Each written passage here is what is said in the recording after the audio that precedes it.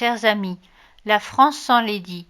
Voilà un constat qui devient chaque fois plus évident, même pour ceux qui n'ont pas envie de le reconnaître. Ce n'est pas être chauvin que de rappeler que durant des décennies, sinon des siècles, notre pays fut l'un des plus beaux sur Terre, raison pour laquelle il est d'ailleurs la première destination touristique mondiale. Peu de pays au monde disposent d'une richesse architecturale comparable aux nôtres.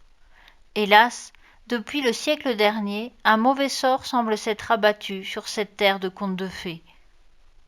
Non seulement l'on cesse de construire les merveilles qui, jusqu'à nos jours, suscitent l'admiration du monde entier, mais voilà que surgissent aux quatre coins du pays des zones industrielles et commerciales informes, des bureaux désespérément anonymes, des ronds-points comme autant de verrues, et des blocs de béton qui engloutissent les demeures coquettes d'autrefois.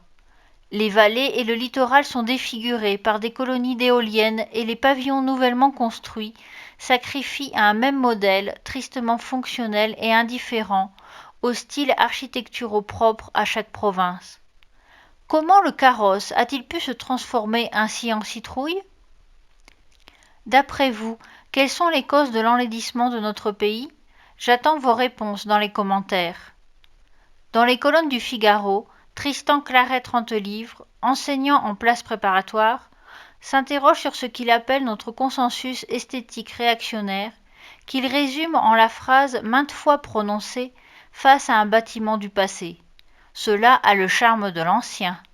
Cette nostalgie est une particularité de notre époque, constate-t-il.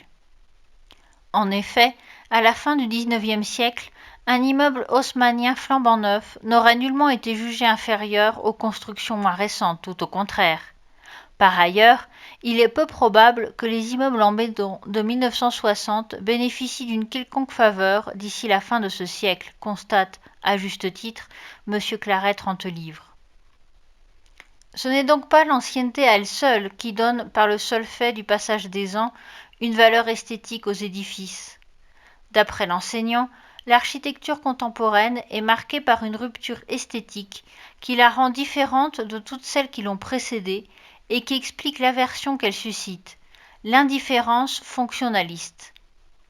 Ce n'est pas le mauvais goût qui rend nos constructions laides et nos nouvelles rues peu agréables à la promenade, c'est l'indifférence de leur conception à la beauté et aux détails, insiste M. Claret Trentelivre. D'après lui, le grand tournant a eu lieu il y a un peu moins d'un siècle, dans les années 1930. À partir de cette décennie, la limitation des coûts est placée au-dessus de toute considération, cela au moment même où, paradoxalement, les richesses ne cessent de croître. Trois quarts de siècle après cette révolution esthétique, nous avons été tant habitués à faire du caractère fonctionnel l'alpha et l'oméga du neuf, que l'architecte qui se risquerait aujourd'hui à ouvrager les détails dans un souci de beauté se sentirait probablement mal à l'aise pour justifier ce qui passerait pour une lubie, déplore l'enseignant.